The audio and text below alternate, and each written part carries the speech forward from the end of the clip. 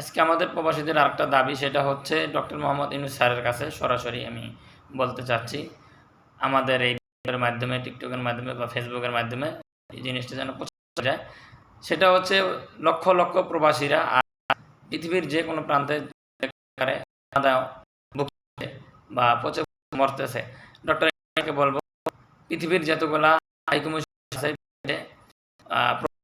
প্রত্যেকটা হাই কমিশনারকে তাদেরকে চাকরিচ্যুত করতে হবে। এই যদি চাকরিচ্যুত না করা হয় তাহলে এরা সবসময় আরাম এসেছিল, তাদের কাঁধে কোনো দায়িত্ববোধ ছিল না, তারা কোনো দায়িত্বে ছিল না, দায়িত্বের মধ্যে পড়ে না। মালয়েশিয়া হাই কমিশনার অনেকবার চিঠি দেওয়া হয়েছে, একটা লোক পচে গলে যাচ্ছে, কিন্তু তারা সেটা ব্যবস্থা করে নাই।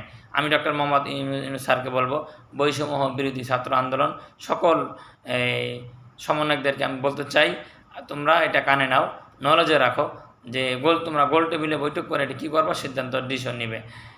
যেটা হচ্ছে পৃথিবীর মধ্যে যেহেতুগুলো হাই কমিশনার আছে এবং এম্বাসি আছে, এগুলো থেকে আপনার সবাইকে চাকরিচ্যুত করে বেছে বেছে যারা ভালো তাদেরকে রেখে, যারা এই দায়িত্ব থেকে অবহেলিত করছে তাদেরকে যেন দ্রুত চাকরিচ্যুত করা হয়। ওই জায়গায় যেন ভালো সৎযোগ্য একটা বৈষম্য ছাত্র বিরোধী আন্দোলন থেকে যারা সততা অর্জন করছে তাদেরকে যেন বেছে বেছে, আলেমদের মধ্যে থেকে বেছে বেছে যারা ইসলামী শাসন আন্দোলনের লড়াই করেছিল তাদের মধ্যে যোগ্য ব্যক্তি আছে, শিক্ষিত আছে, ওদেরকে বেছে বেছে পৃথিবীর যে কোনো প্রান্তে সৎযোগ্য ব্যক্তিকে হাইকমিশনের দায়িত্ব দেওয়া হোক। এটা আমাদের সকলের প্রবাসীদের দাবি।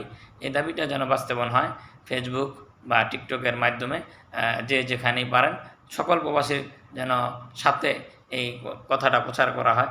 সকলে ভালো থাকবেন। খোদা হাফেজ।